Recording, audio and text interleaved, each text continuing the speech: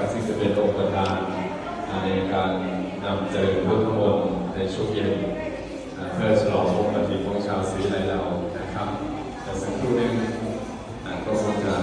ได้เข้าสู่พิธีเจริญท่านที่อยู่ข้างล่างนะครับเดี๋ยวเจอเลยนะครับเดี๋ยวเจอร่วมพิธีเลย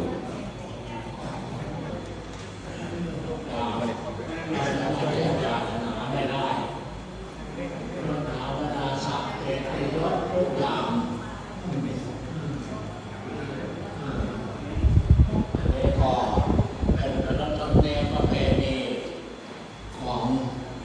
ทางเดินจังหวัดมาพระองค์ทรงอนุญาต